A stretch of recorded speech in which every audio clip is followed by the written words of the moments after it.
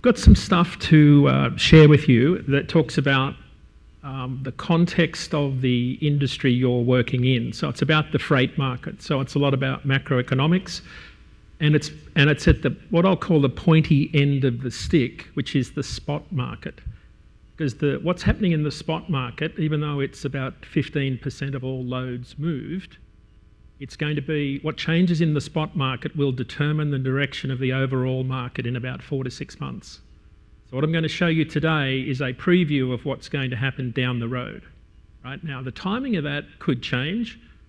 The fact that we just had diesel go up 32 cents in the last 2 weeks, that could change the whole ball game for everybody. Bit on my background, I grew up in a truck business in Australia. We had a family cattle haulage business, so I've done a few million miles hauling cattle road trains around Australia. Moved here, I still own a Class 8 truck, run a Peterbilt.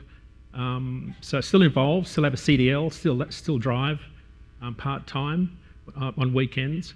But since we've been here in the last 20 years, I've spent a lot of time working in the data side of trucking. Building predictive models and Omnitrax analytics to predict why drivers quit, to predict which are the best drivers that you should be looking at to hire, predicting who's going to have accidents. So I spent a lot of time deeply immersed in some of the large truckload carriers here that were Qualcomm customers when I was working at Qualcomm at the time. Last 6 years I've been working in the freight side of the industry. 3 years at FreightWaves, building the sonar platform. Last 3 years at DAT, all in the freight market analytics space. So that's the context of what you're getting here. And I'll get going with some of the broader market themes that we're talking about. You will have heard about pretty soft inventory levels, a soft market in some sectors. Housing is probably the most important one to watch because the building industry, both residential and commercial construction, drive a lot of demand for flatbed and then dry van on the appliances finishing side. It's a very soft market. We're expecting a carrier market to be fairly flat for the rest of this year, most likely a half 124 recovery. Diesel prices are probably the one thing I'm watching the closest. We had a fairly slow rate of attrition of carriers out of the industry that had their own authority. This week's jump in diesel is going to change that, and I've got some slides to share with you. We talk about the freight market at the moment sort of dredging along the bottom. The last 3 freight recessions, in fact you could go back to 13, 16, 19. If you look at the 3 freight recessions that we've had, they all lasted about 17 to 20 months. They all bottomed out in May and then started to correct after that. So 17 to 20 months has been the average for the last decade of freight recessions. We're about 15 months into this one.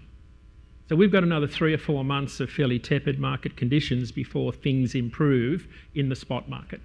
Now, that said, if diesel goes up again next week and the retail market catches up to the wholesale market, we're going to see an exodus of owner-operators and small fleets out of this business like we haven't seen in years. So this is the catalyst. This was our worst case scenario to our economic recovery, was that diesel would spike in the summer. Carrier margins, when I look at average carrier margins across our typical DAT customer, which is a long-haul carrier running 95 to 100,000 miles a year loaded, finance truck, someone that's got that owns their own equipment to a degree. Others are brand new in the industry, heavily financed. They are getting by and running at just around 2019 profit levels. Now, 2019 was a horrible year for trucking companies. If you recall, we had record bankruptcies in the second quarter. And I'll show you some data that sort of maps to where we're going. Rates are bottoming out in the spot market, and I'll show you some charts at the back end. We have an IQ show every Tuesday at 10 a.m. Eastern. If you watch it, we publish all of our spot rate data. It tells you where the spot market's at. And where that's at, you'll know in 4 to 6 months where contract rates are going to be and when the market's going to turn. So we're going to talk a little bit about where contract and rates are. All right, let's talk about capacity. So a lot of you large truckload carriers pull in FMCSA data, new activations, new authorities, revocations. A lot of you pull that in. What I've done is built kind of a sentiment index. I call it a sentiment index, which is the black line, which is will I stay or will I go? Will I stay in this industry or will I get out? Now, the people getting out and handing in their authorities are the red lines, the red bars, and the green lines are the people getting in or reactivating their authorities. And what you can see all the way back to 2014, now this is not the total. This is just the 4 to 5% of carriers that move every month, because the rest stay. The rest aren't moving, right? Capacity is always growing, right? But what you've got to watch is the pointy end of the spear here, which is the spot market carriers that are coming and going. Because during the pandemic, 83% of all new DOT authorizations became DOT customers on the load board. They were all 93% were spot market carriers because rates were so high. So this is why this is important. So this is interstate carriers only, with the exception of Florida, Texas, and California, and I've excluded Alaska. It excludes brokers and passenger. It's just interstate carriers, but with intrastate in California, Florida, California. I've included intrastate because those states, interstate carriers in California, behave like long-haul carriers because you can do a 1,000-mile haul. You can run from Texas to the top of the Panhandle and it's about 1,100 miles. So it's kind of long-haul-ish freight. So that's what that black line is. The black line is the difference between the comings and goings each month.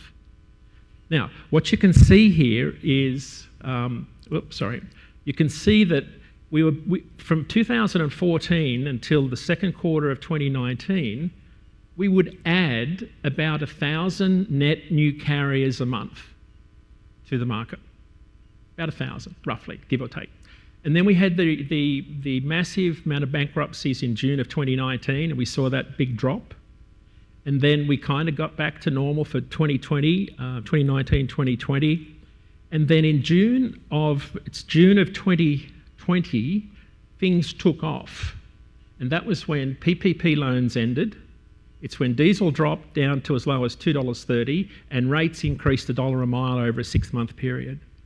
So in a 6-month period, carriers, diesel costs dropped and rates took off, and every person that was out there that was thinking about joining trucking bought a truck and a trailer and got their own authority. That's what that black line takeoff is from June of 2020. It got as high as 8,000 net new carriers a month in April of 21 and May of 21. And you can see it came down. It started to decrease after that frenzy had cooled off a bit. Now, the first drop-off there, it's a bit hard to see this, but the first drop-off was just after Russia invaded the Ukraine and diesel prices skyrocketed. That's caused an exodus of carriers. That's that first steep black drop. I don't think I've got a laser here, but anyway. And then it kind of went through the summer of 2022, and then it dropped again. And we went negative in October of last year. So in October of last year, we had more carriers leaving than were coming into the industry. Right? This is the long-haul interstate sector of the industry, which has had the most growth.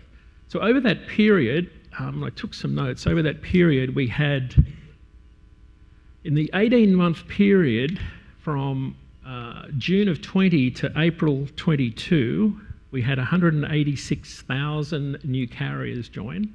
And when I say carriers, this is anything from a box truck to a hotshot truck to an open deck, hotshot, expedited, right through to a Class 8 truck. It's everyone above 10,000 pounds gross weight, right? So the DOT data doesn't separate out the type of truck. So this is everybody that was in the interstate category with all sorts of trucks. So we had 186,000 join between June and April of last year. About 63% of them bailed in that period of time and left the industry. Since April last year, we've still had 100,000 join, but 96% have quit. Right? So carriers have been quitting the industry at a much higher rate. So what's happened is we've lost about, the net of October to now is about 20,000 carriers. But in the spot market, we still have more carriers than loads. That's why rates are going down. That's why rates are going down in the contract market for your large truckload carriers, and why rates are sort of going down and bottoming out in the spot market. So that's what we're watching here. Is this? So for the last 3 months, If you look at the red and the green on the far right, we had the fewest carriers join and the fewest carriers leave in July last month. So the activity is slowing right down. And what we're watching for is when that black line starts to get back above positive, which will coincide with most likely when spot rates start to increase a little bit more than they are now and it becomes more economically viable, assuming that happens. So that's our sentiment index that we publish at the end of each month. I think it's a really good indicator of how carriers are feeling about the industry, owner-operators. And again, it's just one data point, but that's one to keep an eye on. All right, you're going to hear from Adam Wingfield from Innovative Logistics a bit later on what it costs to run a truck. And I'm going to say this before he yells at me, that this is just what it costs. This is not where you would price your truck. Right, what carriers should be asking in terms of profit. This is just bare bones. What does it cost me to run a truck down the road in the long haul sector? 100,000 miles loaded, 15,000 miles empty, 6.5 MPG, financed. It's a very typical DAT spot market carrier. They're at the most volatile end of the industry. They're the most susceptible to high diesel prices because they run long distances. But they're also susceptible to price volatility in the market, which changes their revenue margins dramatically. So the blue line is DAT's dry van line haul rate. The red line is the gross profit per mile, my estimation. And remember, there's no right or wrong answer with this. Every truck has a different operating cost. This is just a cost I've built, a cost index I've built on what it costs to run my truck, what it costs other truckers to run their trucks, and what some of the data that comes out in the industry from ATRI, for example. They publish some data that's a blend of LTL and truckload carriers. And the green line is the operating costs. And when diesel was, what, $5.80 a gallon, it was costing carriers about $2.11 a mile to run in the summer of last year, conservatively. It's down to about $1.78 a mile to run a truck in the long haul sector today before profit. So when I take away what it costs me to run a truck and what I'm getting as an average rate, in June I was making about 9 cents a mile gross profit.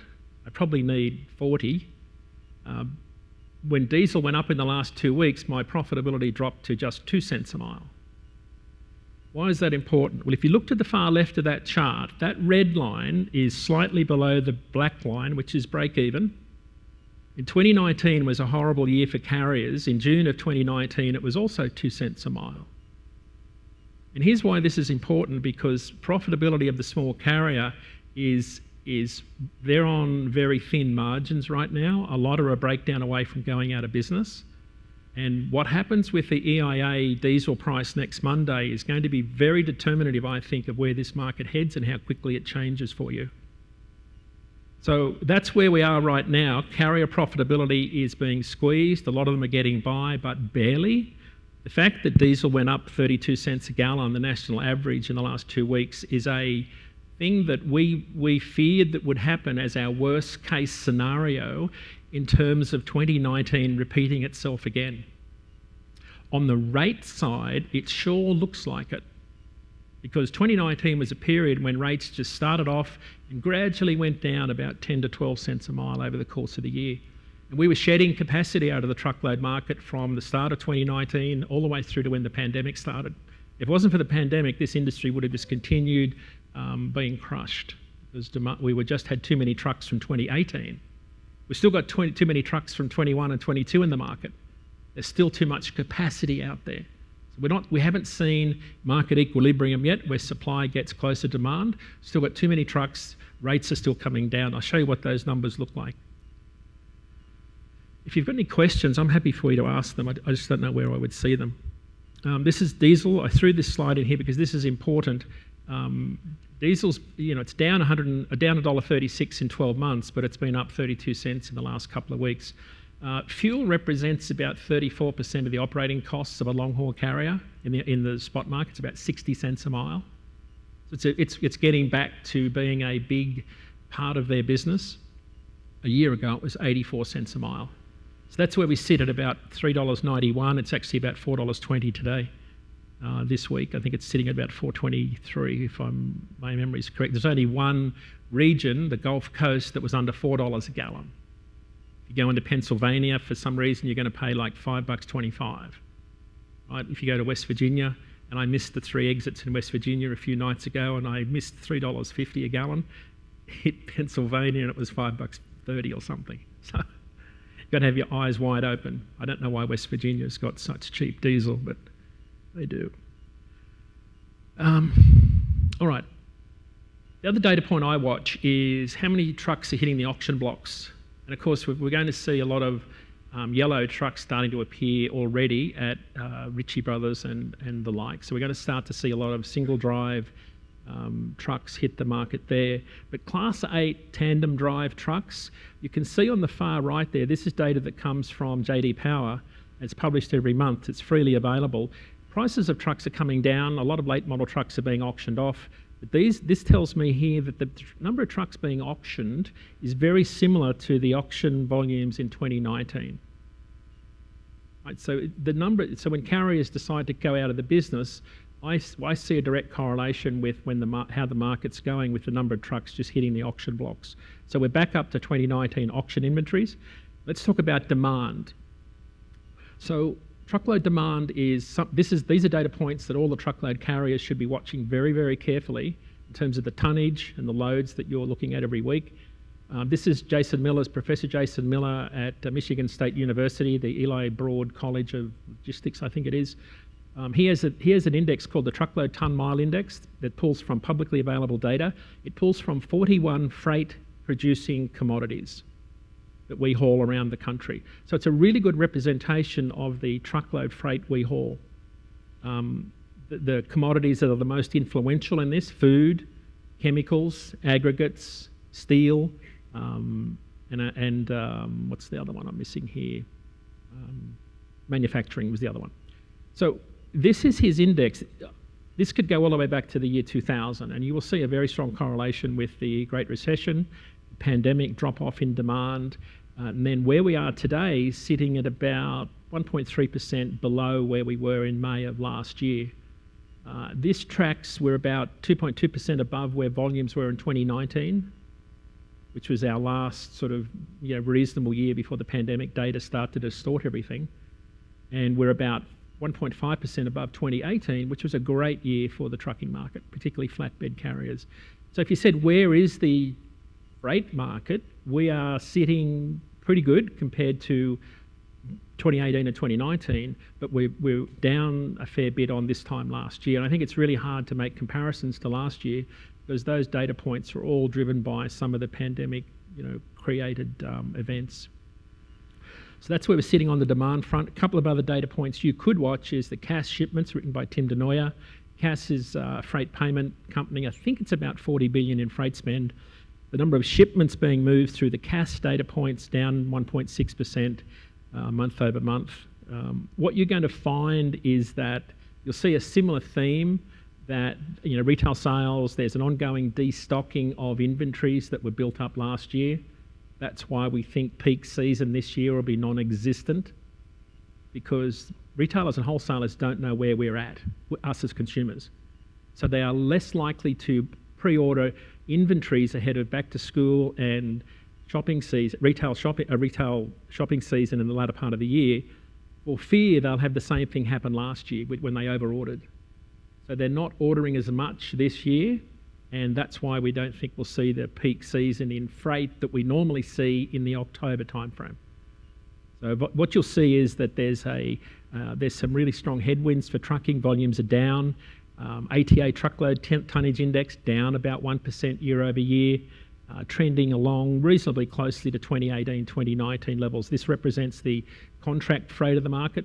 Bob Costello runs a great report. The ATA comes out about the 20th of each month.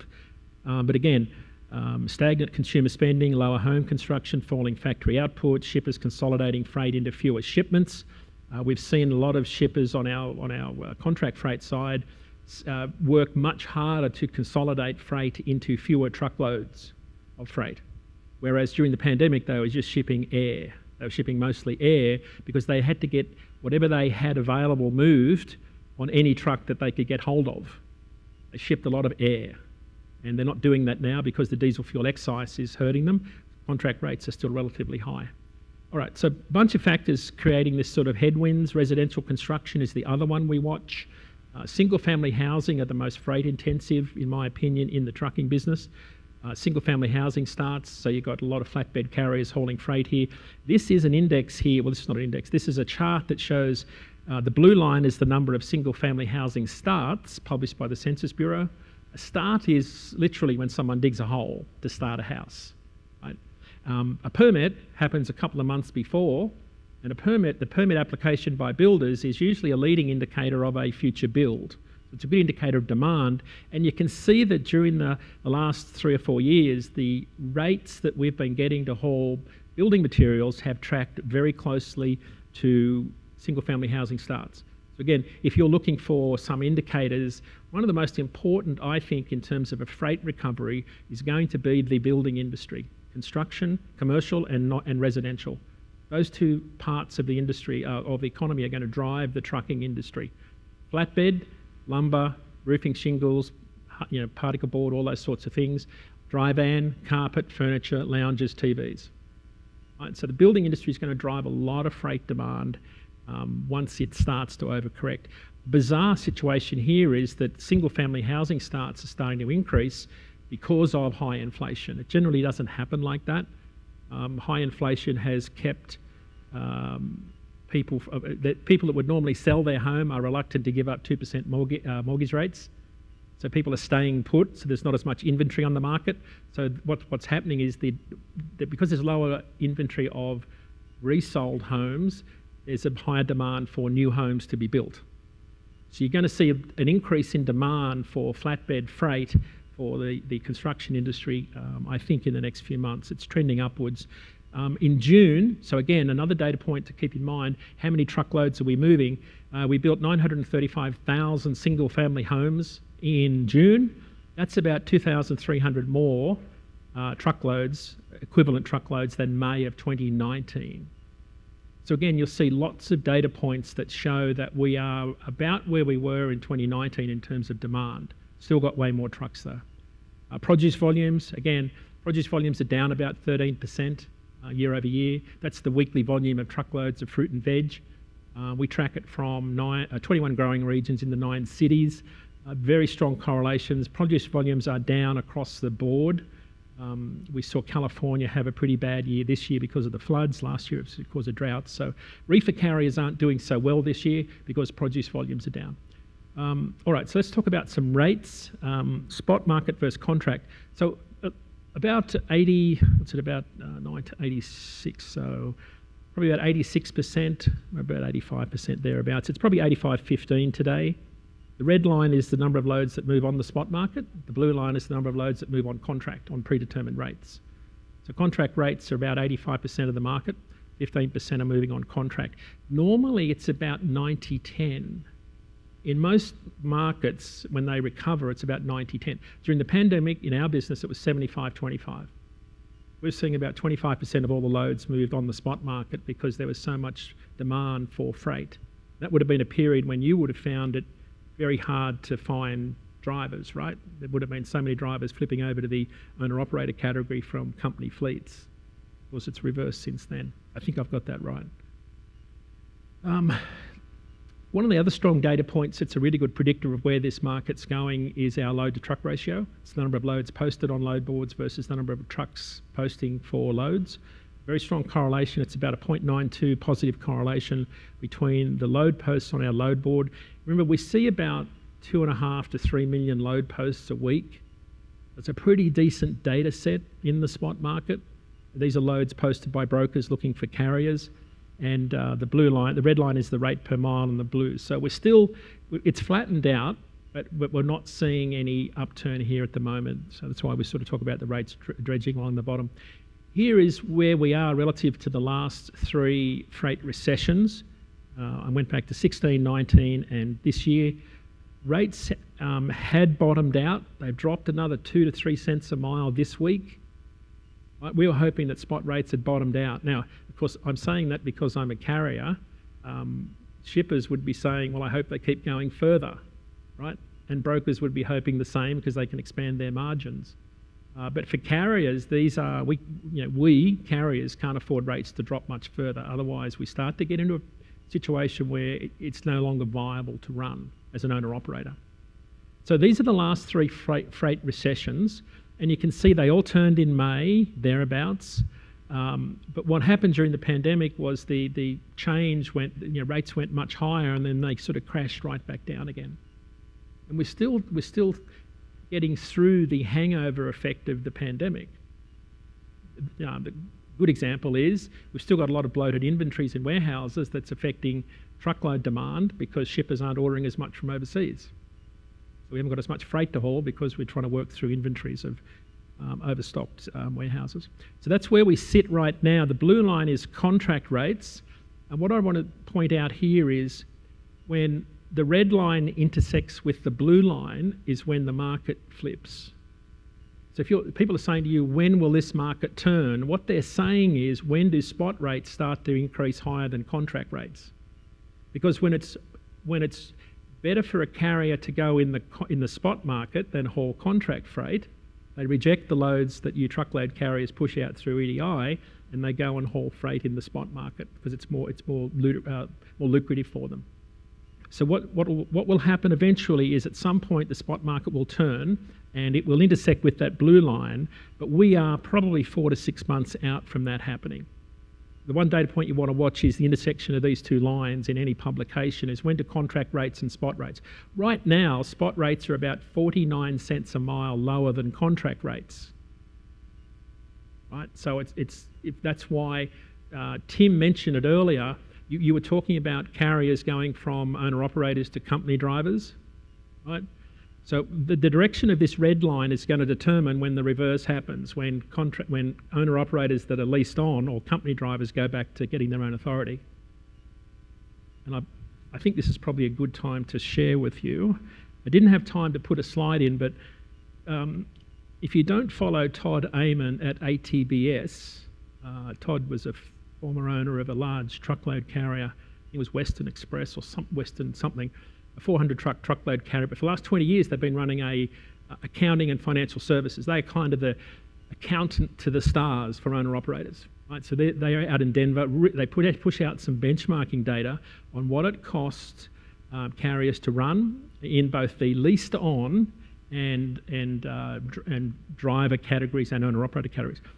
So here's the data points. If you have to write this down, or I can get it to you somehow, but Todd's about ATBS. You want to follow them on LinkedIn or wherever.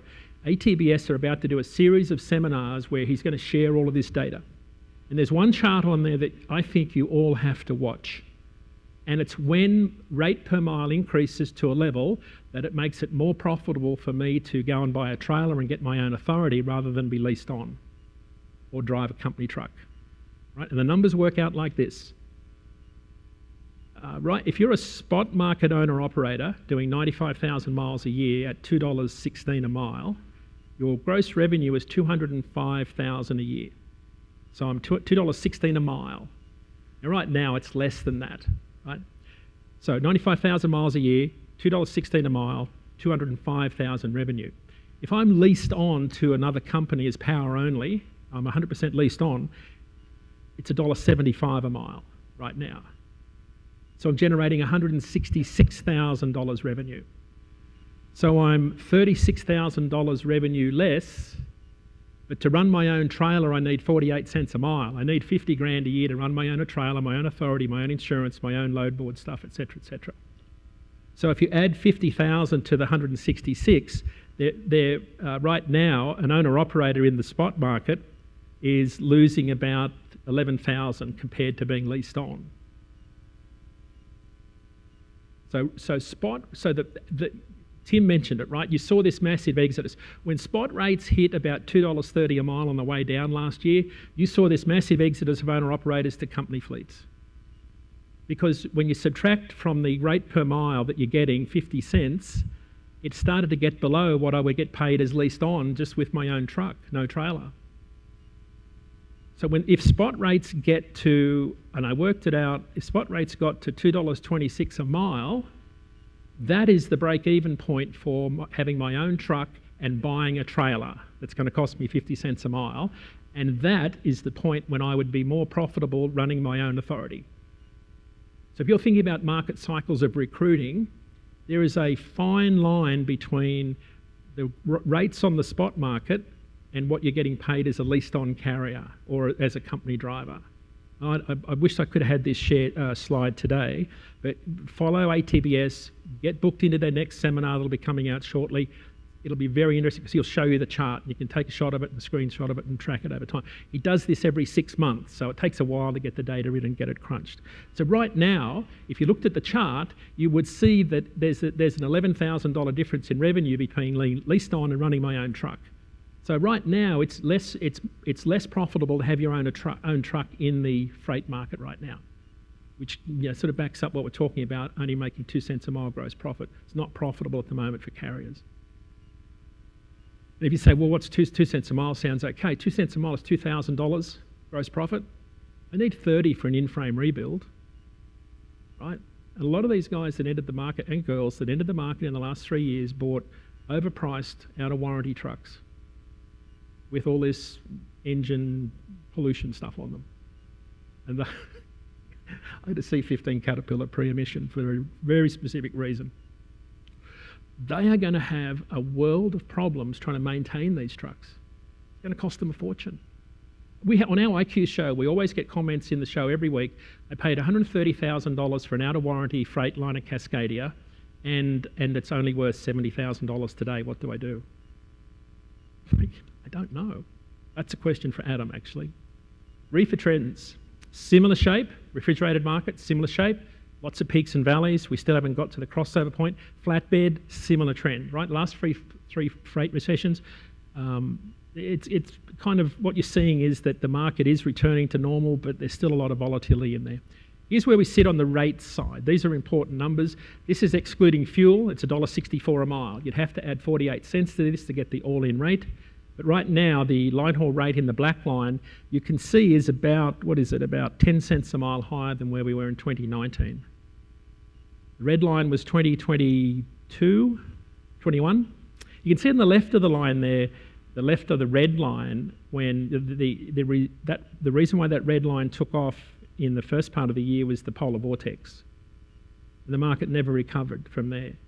So we started off with the pandemic, and then we had the polar vortex. Rates just kept climbing all of 2021. Started off 2022 pretty high, and then Russia invaded the Ukraine and rates started to crash, along with our profitability, as diesel prices hit $5.81 in June of that year.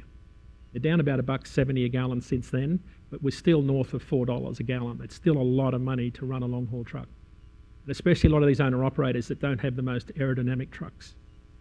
Right? Looks are better than, maybe Adam will argue with that, but so that's where we sit. This is an average, so remember averages are a broad range of averages of all of our contributors that send rates in. It's just an average. Some lanes could be $2 a mile, others could be 50 cents a mile. Right? So it depends on the lane directionality and the volume that's moving on a lane. Right, dry van, reefer, similar shape. We're sitting right around where 2019 was, only about 13 cents a mile higher. So you can see, when that red line, the start of the orange line and that red line were why you found it hard to find drivers, because they're all buying their own trucks and getting their own authority. Those sorts of numbers there were incredibly profitable for those folks. But as soon as diesel went up last April after Russia invaded the Ukraine and rates started to drop, they reached a point where they didn't know how to sustain themselves in business because all they ever saw was good times. And that's why 94% of them have left since then. So again, same cycle as 2018, 2019. We seem to make the same mistake over and over again. Flatbed, very similar story. Again, rates have been fairly flat throughout the course of the year at about 205. We're nowhere near where we were in 2021 or 2022.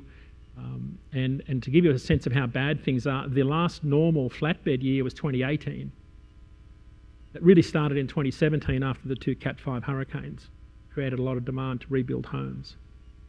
So again, a couple of wildcards we're watching, obviously diesel prices, but they forecast a normal hurricane season, but with boiling water temperatures in the Gulf My fear is we see fewer, much more extreme events this year, right? Because you know they're coming. And we saw some intensity in some of those events last year as they approached landfall, especially the wind events that come up through the Gulf as opposed to the flooding events that come in off the East Coast. So there's very different outcomes from a freight perspective. The Gulf Coast ones could be absolutely catastrophic if they hit, because those warm water temperatures are one of the ingredients they really need to drive up the intensity. I think that's something we're going to have to watch very carefully this year. So again, 205. Flatbed was a great year in 2018. Look how far we are below 2018. We're a long way behind that. So that's where we sit in a couple of markets. The contract market, so that's the spot market, that's 15% of the loads.